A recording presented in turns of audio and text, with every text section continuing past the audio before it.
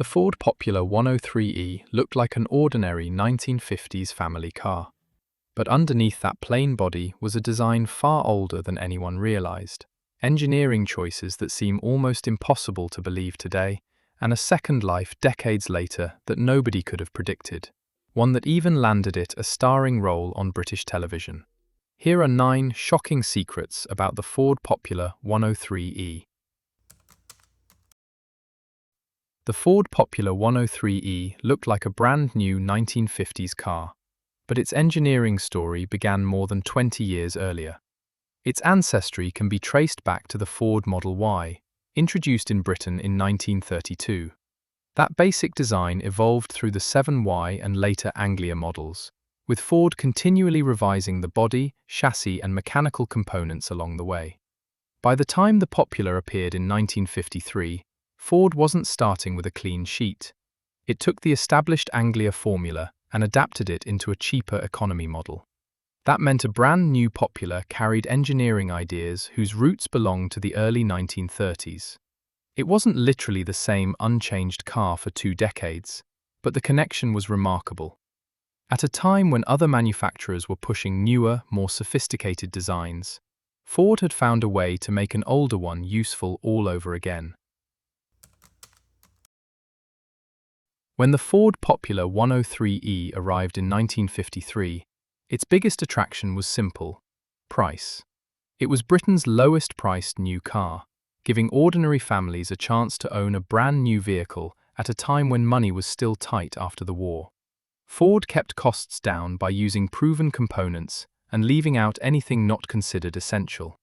The result was a basic but dependable car built for everyday transport. For many buyers, the Popular meant more than affordable motoring. It meant independence. It could take families to work, to the shops, and to relatives without relying entirely on public transport. The Popular was never designed to impress with luxury or performance. Its entire purpose was to make new car ownership possible for people who might otherwise have struggled to afford it. Here's one of the Popular's most surprising features. Instead of the electrically powered twin wipers we're used to today, it had just a single wiper, operated by engine vacuum. Vacuum wipers weren't unique to Ford, but their behavior could be affected by changes in engine load. When the driver accelerated hard, especially overtaking or climbing a hill, vacuum could fall and the wiper would slow dramatically, in some cases almost stopping altogether. Imagine driving through heavy British rain, pressing the accelerator to overtake, and watching your only wiper lose speed just when you needed the windscreen cleared fastest. Modern drivers are used to electric wipers with predictable, constant speeds, so the Popular system sounds remarkably primitive by comparison. Yet period drivers understood its limits and simply adapted their driving around it, timing overtaking maneuvers around the rain rather than the other way round.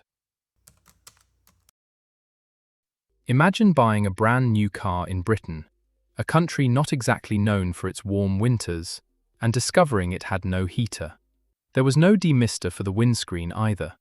Even the cooling system was stripped back.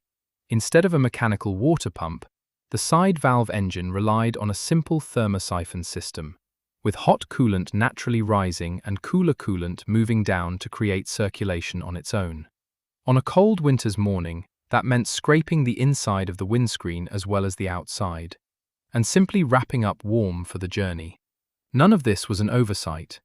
It was a deliberate way to reduce moving parts and keep the price as low as possible. Nobody expected luxury from a car like this, and nobody got it. But it still got people to work, to church, and to visit family, which was, in the end, all that was really asked of it.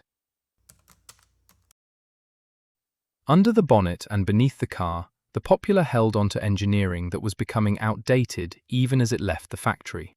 It used a 6-volt electrical system, rather than the 12-volt setups beginning to appear on new arrivals, along with mechanically operated brakes worked by rods and linkages instead of hydraulics. The 3-speed gearbox only had synchromesh on second and top gear, meaning first gear needed a bit of practice to select smoothly. None of it was advanced, even by the standards of 1953. But its simplicity had a real advantage. Local mechanics already understood these systems inside out, and many routine repairs could be carried out with basic tools and a bit of know-how. The Popular's signaling system was remarkably basic by modern standards. It wasn't fitted with conventional flashing indicators as standard, so drivers relied on hand signals, an arm out of the window, whatever the weather, to make their intentions clear. Some cars of the period used trafficators, the small illuminated arms that extended from the bodywork, but these weren't part of the Popular's basic specification. With no flashing lights to rely on, drivers instead depended on visibility, awareness, and good judgment, a small detail that says a great deal about how different everyday motoring was in the early 1950s.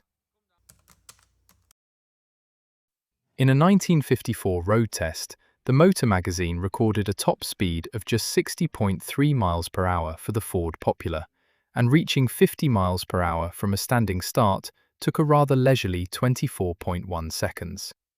Its 1,172 cubic centimeters side valve engine produced only around 30 brake horsepower, so overtaking and climbing hills required careful planning and no small amount of patience.